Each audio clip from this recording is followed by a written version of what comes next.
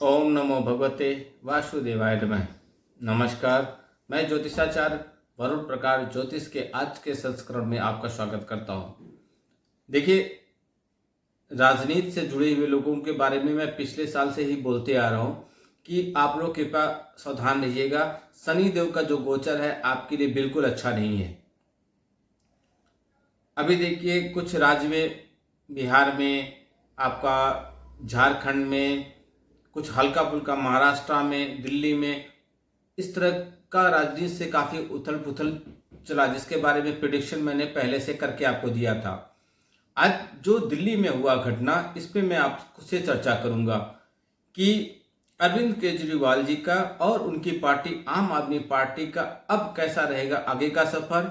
उनके पार्टी के दो बड़े नेता, मतलब तीन बड़े नेता, मनीष सिसोदिया जी, संजय सिंह और पूर्व उनके यहाँ के जो चिकित्सा थे, मतलब वो एक और बड़े, उनका नाम मैं हल्का हल्का भूल रहा हूँ।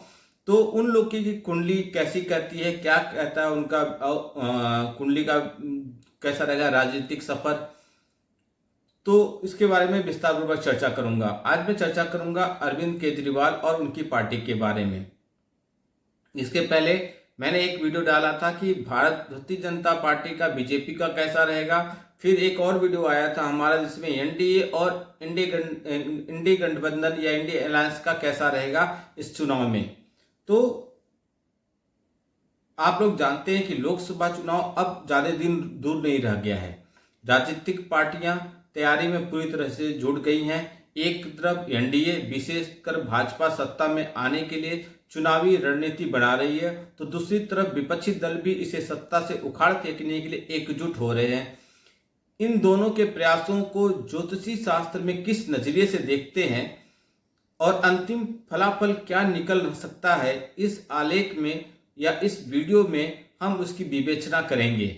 भारत की संसदीय लोकतांत्रिक व्यवस्था है, इसलिए यहाँ किसी व्यक्ति विशेष की कुंडली की गणना के आधार पर कोई ठोस निष्कर्ष एकदम नहीं निकाला जा सकता है, लेकिन अधिक से अधिक उसके व्यक्तिगत जीवन का हम बता सकते हैं।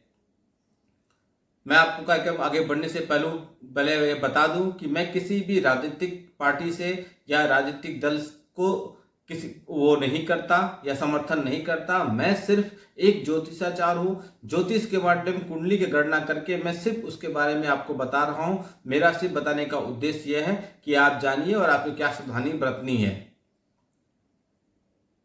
किस वजह से कौन सी पार्टी का राजयोग बनता है वह आप जान लीजिए। पहले, जीत या हार, मंत्री पद की प्राप्ति या उससे वंचित रह जाना, इन सब की जानकारी के लिए व्यक्ति विशेष की कुंडली के साथ साथ उसकी पार्टी का कुंडली का भी आकलन आवश्यक होता है। क्योंकि आपने पार्टी बनाई है और आप लड़ रहे हैं पार्टी के माध्यम से। आप एक व्यक्ति हैं, आपका नाम जो भी XYZ है, लेकिन आप लड़ रहे हैं किसी पार्टी के सिंबल से, इसलिए आपका कुंडली और उस पार्टी की कुंडली का अगर दोनों का मिलान करके अगर अध्ययन किया जाए तो एकदम सटीक बताया जा सकता है। इस दृष्टि से प्रधानमंत्री नरेंद्र मोदी की कुंडली के साथ साथ उनकी भारतीय जनता पार्टी की कुंडली, कांग्रेस की में राहुल गांधी कुंडली के साथ साथ उनकी कांग्रेस की कुंडली, आम आदमी पार्टी के साथ साथ केजरीवाल की कुंडली का विवेचना किया जा रहा है। कुंडली में दशा, अंतरदशा का संबंध चतुर्थ, पंचम, नवम, दसम भाव और आवेश के साथ जितना मजबूत होता है, जीत के साथ प्रधानमंत्री की दावेदारी भी उतनी मजबूत होती है। इसके अलावा यदि गज कोई योग बन रहा है तो समझ लीजिए सोने पे सुहागा। आज मैं चर्चा करूंगा अरविंद केजरीवाल और आम आदमी पार्टी की कुंडलियों का ज्योतिषी विश्लेषण करते हुए। अरविंद केजरीवाल की सिंह लग्न की कुंडली है। लग्न में बुध, शुक्र और गुरु हैं। द्वितीय में केतु हैं। अष्टम में राहु, नवम में चंद्रमा, वक्री शनि है, द्वादश में सूर्य हैं, मंगल हैं। विश्वोत्तरी दशा चल रही है गुरु राहु की, यह मार्च 2024 तक चलेगी। इसके बाद शनि का महादशा आरंभ हो जाएगा। गुरु लग्न में दशमेश शुक्र के साथ, राहु अष्टम भाव में, और राहु का गुरु लग्न में दशमेश के साथ गुरु पंचमेश भी है। पंचमेश होकर पंचम भाव पर दृष्टि दे रहे हैं। दशा अंतर्दशा का संबंध पंचम, नवम, दसम भाव से तो बना ही रहा है, परंतु चतुर्थ से संबंध का अभाव है। कुंडली में गज केसरी योग नहीं बन रहा है। अरविंद केजरीवाल जी के 29 मार्च 2024 के बाद शुरू होने वाली दशा होगी शनि की, और शनि कुंडली का षष्ठेश और सप्तमेश नवम में होकर नीच का होकर द्वादश में जाकर बैठे हैं। एवं पंचमेश अष्टमेश गुरु से दृष्टि है। यहाँ भी चतुर्थ से संबंध का अभाव है। छठा भाव नवम भाव के साथ द्वादश भाव से जुड़ जाना है। उनकी परेशानियों को बढ़ाने वाला यह रहेगा। आम आदमी की कुंडली मकर लग्न की है।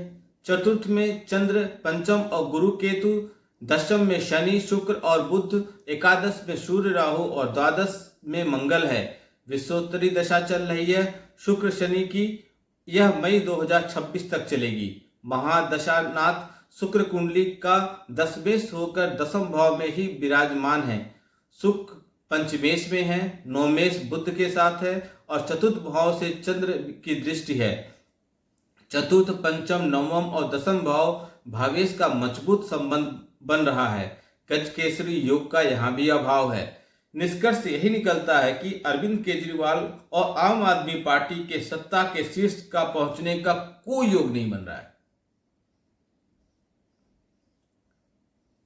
दिल्ली की सरकार आबकारी मतलब शराब नीति के मामले में, घोटाले के मामले में केंद्रीय जांच एजेंसियों ने इस वर्ष 26 फरवरी को आम आदमी पार्टी के बड़े नेता मनीष सिसोदिया को गिरफ्तार किया था। मतलब पिछले साल 2023 में दिल्ली सरकार के उप मुख्यमंत्री रहे मनीष सिसोदिया की गिरफ्तारी से केजरीवाल और उनकी पार्टी आम आदमी पार्टी अभी उभरे भी नहीं थी कि जांच एजेंसियों ने उनकी पार्टी के राज्यसभा सांसद संजय सिंह को भी 4 अक्टूबर 2023 को गिरफ्तार कर एक बड़ा झटका दे दिया। इससे पहले एक अन्य मामले में प्रदर्शन निदेशालय ने 30 मई 2022 को दिल्ली में आम आदमी पार्टी सरकार के बड़े मंत्री सत्येंद्र जैन, जिनका नाम मैं भूल रहा था, को भ्रष्टाचार के आरोप में गिरफ्तार किया था और उनकी अब तक जमानत भी नहीं हो पाई है। ऐसे में यहाँ ज्योतिषी दृष्टिकोण से ध्यान देने की बात है कि भ्रष्टाचार विरोधी आंदोलन से निकलकर सत्ता में आई आम आदमी पार्टी की कुंडली में ऐसा क्या योग चल रहा है कि पिछले 2 वर्षों में उनके एक से एक बड़े नेताओं के घोटाले या कई मामलों में जेल जाना पड़ रहा है। आम आदमी की कुंडली जांच करने से पहले देखें मनीष सिसोदिया और संजय सिंह को मिल पाएगी राहत या कोर्ट से राहत मिलेगी कि नहीं। तो पहले देखिए, आम आदमी पार्टी के उप मुख्यमंत्री रहे मनीष सिसोदिया का जन्म 5 जनवरी 1972 को मीन लग्न की कुंडली में, जिससे चंद्रमा सिंह राशि में पूर्व फाल्गुनी नक्षत्र में है। उनकी मीन लग्न की कुंडली में जन्म लग्न तथा काशकांश लग्न मीन से तीसरे भाव में 11वें भाव में बराबर संख्या में पड़ रहे ग्रह संबंध योग बन रहा है, किंतु लग्न में बैठे नवमेश मंगल का लग्नेश गुरु से स्थान परिवर्तन का राजयोग उनको जल्द ही कोर्ट से राहत दे सकता है। वर्तमान में मनीष सिसोदिया की जन्म कुंडली में राहु से बुध में और राहु की विश्वोत्तरी दशा 14 अक्टूबर 2023 से 1 मार्च 2024 तक चल रही है, जो कि राहु की लाभ भाव में स्थित होने के कारण उनको कोर्ट से सशर्त मतलब जमानत दिलवा सकती है।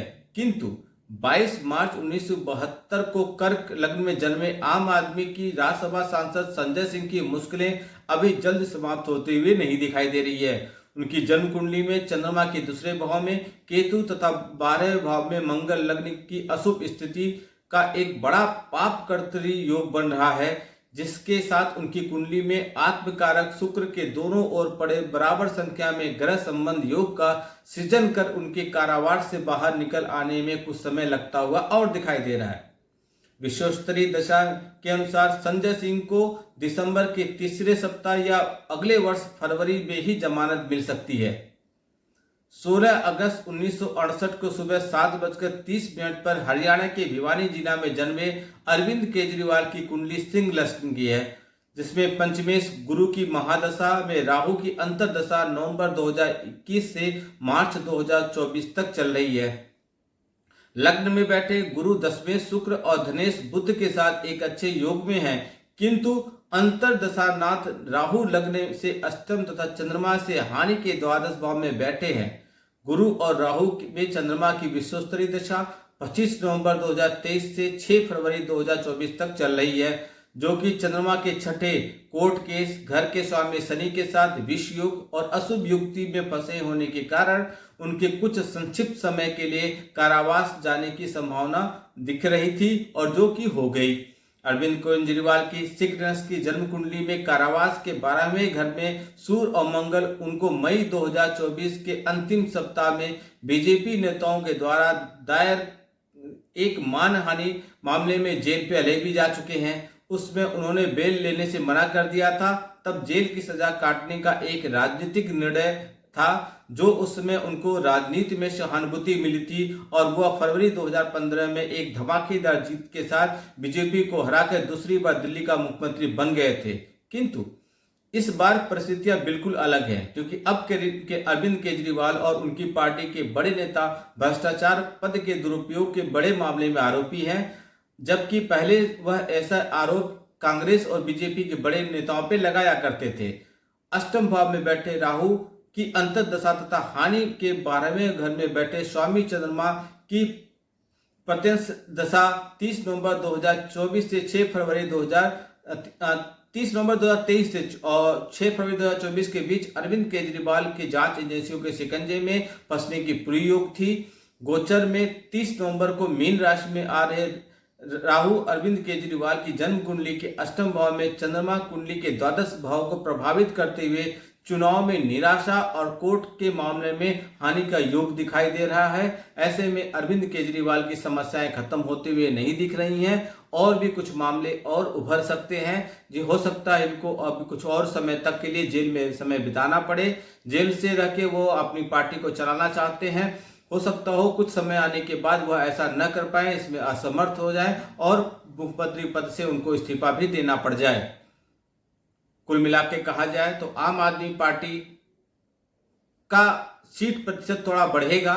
अगर पिछले बार उनकी जो भी सीटें थी उसमें से 1-2 सीटें बढ़ेंगी, लेकिन बड़े नेताओं की समस्याएं कम होने का नाम नहीं ले रही हैं, और पार्टी का प्रदर्शन अब इसके बाद स्तर गिरता जाएगा। अरविंद केजरीवाल का व्यक्तिगत तौर पर भी स्तर काफी गिरेगा, उनके मान सम्मान में कमी आएगी। आपको एक चीज जानकारी लिए बता दें कि शनि देव अभी कुंभ राशि में हैं और 2025 तक वो कुंभ राशि में रहेंगे। इससे कई नेताओं के और भी ऐसे कई नेता हैं जिनके बारे में अभी और भी कुछ होगा, भेद खुलेगा, उनको भी इस तरह की परेशानियां उठानी पड़ेगी। इसके साथ देवगुरु बृहस्पति 1 मई 2024 को दोपहर 2:32 से राशि बदलेंगे। गुरु अभी मंगल की राशि मेष में है, उसके बाद वह निकल के वृषभ राशि में प्रवेश करेंगे। गुरु की दृष्टि शनि की पड़ रही है। अगर गुरु की दृष्टि 1 मई के बाद शनि पर पड़ना बंद न हो जाए तो शनि और पड़ना बंद हो जाएगा, शनि और बलशाली हो जाएंगे, और उस पोजीशन में देखिएगा बहुत और भी बड़े बड़े नेताओं का जेल जाने की संभावना रहेगी, या उनका भेद खुलने की संभावना रहेगी, या उन पे बहुत बुरा उनके भेद खुलेंगे, उनके बहुत बुरे बुरे इल्जाम लगेंगे, जिससे उनसे मानसिक तनाव या परेशानियां बढ़ेंगी। भारत की स्थिति इस गोचर काल में बहुत अच्छी रहेगी। भारत का पोजीशन वर्ल्ड वाइड में दुनिया में बहुत अच्छा रहेगा, रैंकिंग में बहुत ऊपर तक जाएंगे, और नरेंद्र मोदी फिर एक बार देश के प्रधानमंत्री बनेंगे। यह एक 100% प्रिडिक्शन है। आप भी अपने बारे में प्रिडिक्शन पाने के लिए कुंडली का विश्लेषण कराइए। कुंडली का विश्लेषण करा के आपके बारे में भी अच्छी कुछ बताई जा सकती है। अगर कहीं किसी मामले में रुकावट आ रहा तो उपाय भी करके दिया जाएगा, जिससे आपको गारंटी के साथ आपको सफलता मिलेगी। आपका दिन शुभ हो। भगवान भोलेनाथ का आशीर्वाद आप पे बना रहे। जय श्री राम। नमस्कार।